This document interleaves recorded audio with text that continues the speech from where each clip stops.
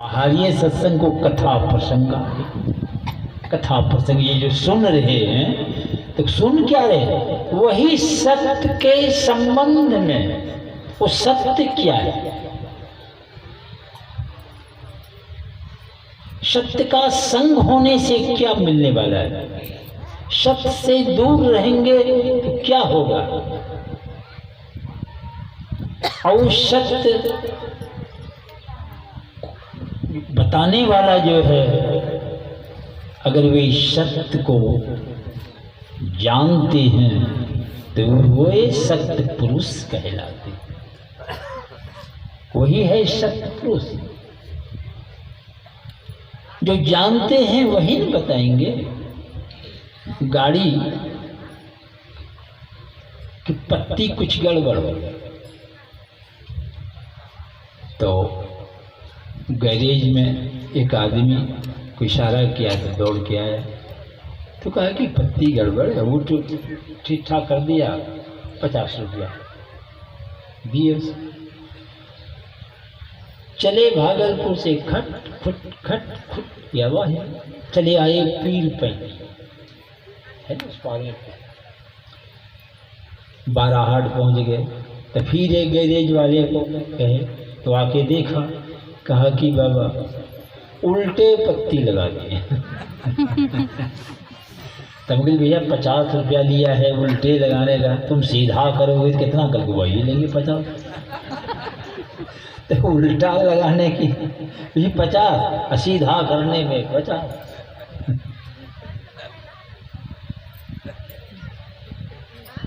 तो ये सीधा कर दिया तो खटखुट खत्म हो गया।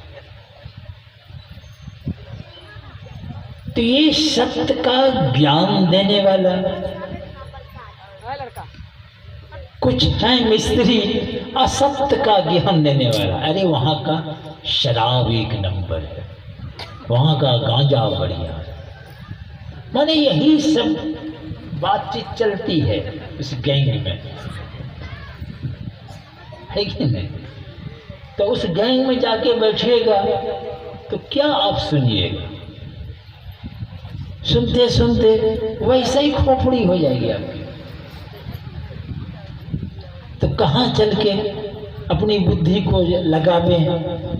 तो जहाँ सही बुद्धि किसको कहें कि जो हमेशा उपकार करने की वृत्ति में ही है।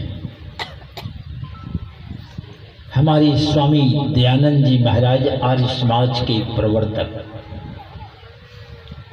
ये फर्क का वाद है ना, तो वहाँ गए और नदी के तट पर अपना भी टेंट लगाए। एक महात्मा थे निकल, उसको देखकर खोपड़ी में आग लग गई। एक आदमी को होता है देख के जलन, ऐसी वृत्ति होती है। तो देखकर उसको गाली गलौज खूब करे स्वामी दयानंद महाराज। तो एक दिन किसी कोई भक्त आए,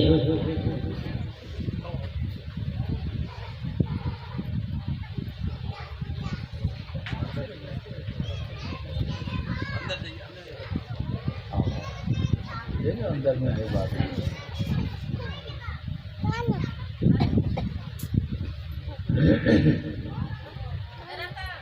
हाँ, तो क्या कह रहे थे?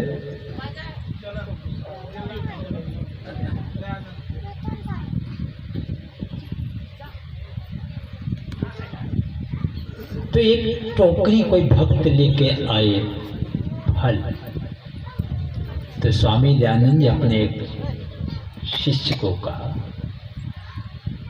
कि जाओ एक टोकरी दे देना उस महात्मा को। तो टोकरी उठाए और गए।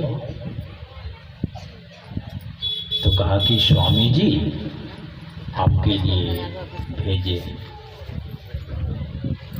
नाम सुनते उनका भी ट्रांसफार्मर गर्म हो गया, ये हमारे लिए सब भेजे, पाखंडी है, ये है वो है, लगे कहने ले जाओ यहाँ से, कोई और जगह भेजे होंगे।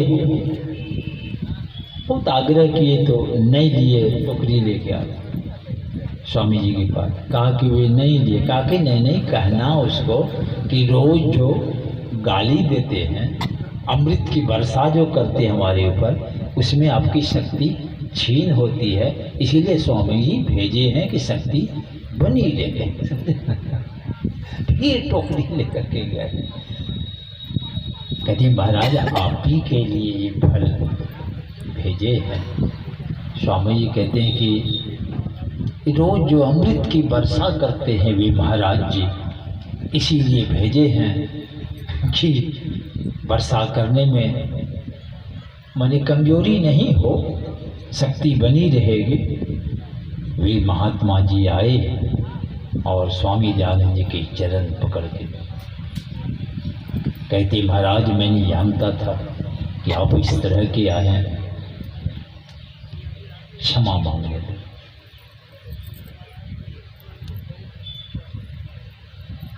स्वामी दयानंद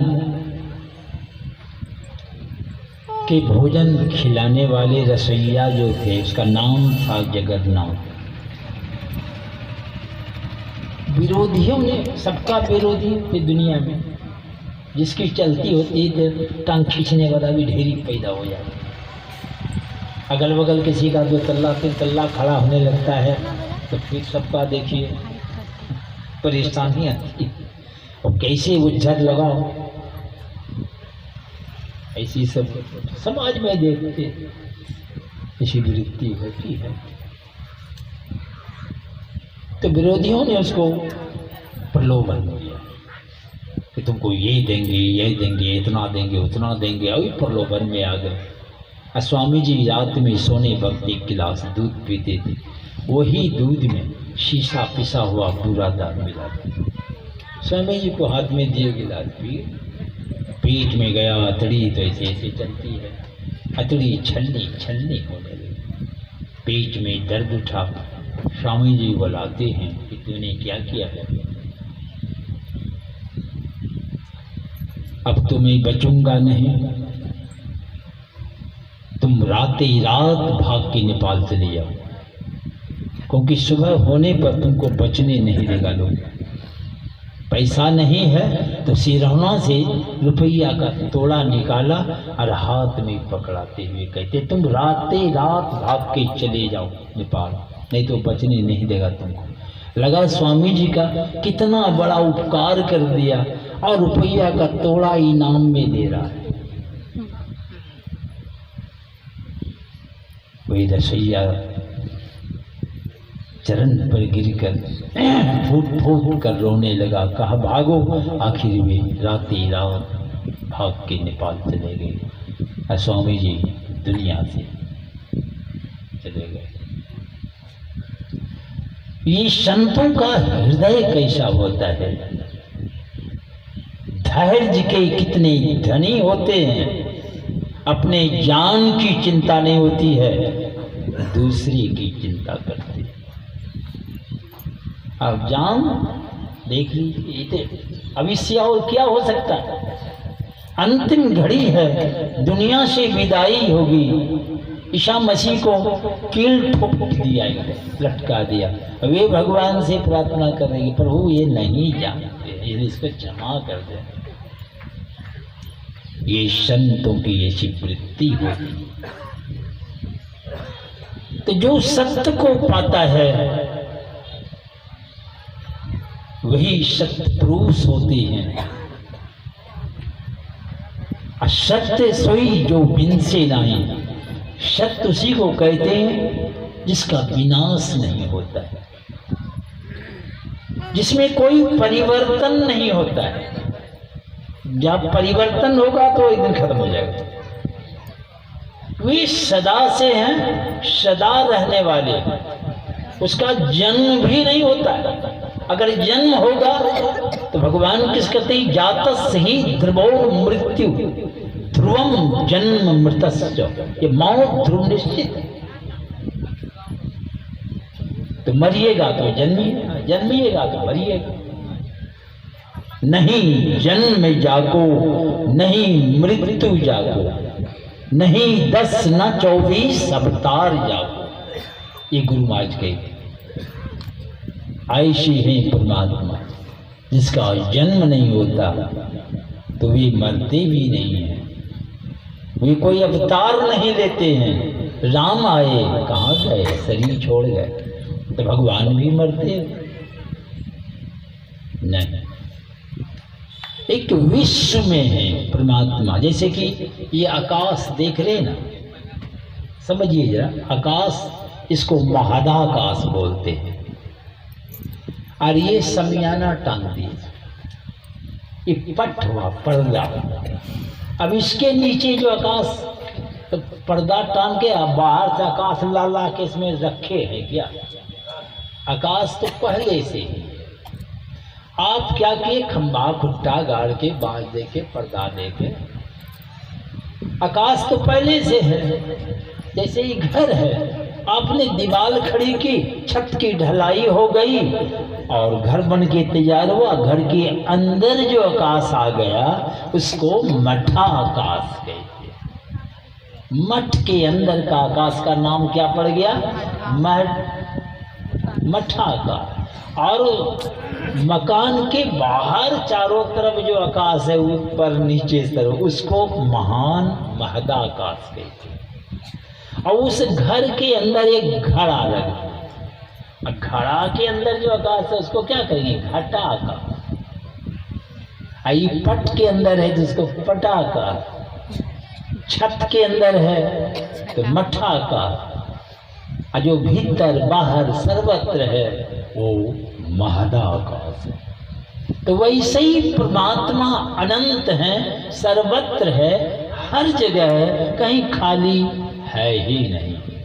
अब विश्व ब्रह्मांड की रचना होगी तो विश्व में जो परमात्मा का अंश आया उसको, उसका नाम पड़ गया विष्णु। विश्व के अणु अणु में ये जो विष्णु हो गए। अच्छा, राम कृष्ण ये सब आए, ये कहाँ से आए? तो विष्णु के अंशावतार बोलते हैं, यही बोलते हैं विष्णु के अंशावतार। जो विश्व में है वो 3.5 हाथ में कैसे घुस जाएगा? तो विश्व में होकर 3.5 हाथ वाले में भी हैं वे, तो इसलिए वे राम रूप में आए, कृष्ण के रूप में आए। ये लोग विष्णु के अंशा अवतार, ये लोग जन्म लिए, शरीर छोड़ के चले। तो ऐसे सत्य नहीं होते। कभी साहब कहते हैं संपटी माही समाइया सो साहिब नहीं हो। जो गर्भ में आता है, जन्म लेता है, सो साहिब नहीं है, वे परमात्मा नहीं है। सकल मांड में रमी रहा, जो समस्त ब्रह्मांड में रमन कर रहा है, कण कण में है, सर्वत्र है। तो सकल मांड में रमी रहा मेरा साहब। कभी साहब तो वही हमारा भगवान। हमारा कौन भगवान है? जो सकल ब्रह्मांड में।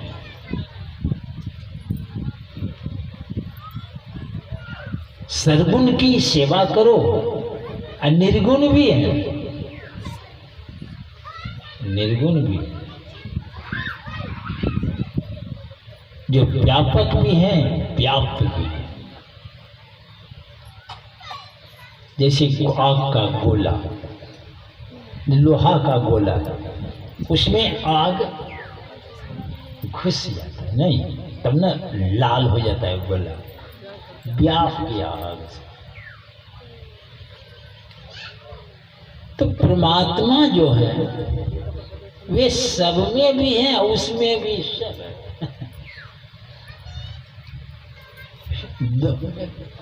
परमात्मा और सब में होकर भी बाहर कितना है एक कहना मुश्किल। भी अनंत है। ऐसे जो परमात्मा है उसी को सत्य कहते। कवि साहब कहते सत्य सोई जो बिन से ना, जिसका विनाश नहीं होता, उसी को सनातन भी कहते हैं, जो सदा से है, सदा रहेंगे, उसी को सत्य कहते हैं। तो ध्यान के द्वारा उस सत्य का साक्षात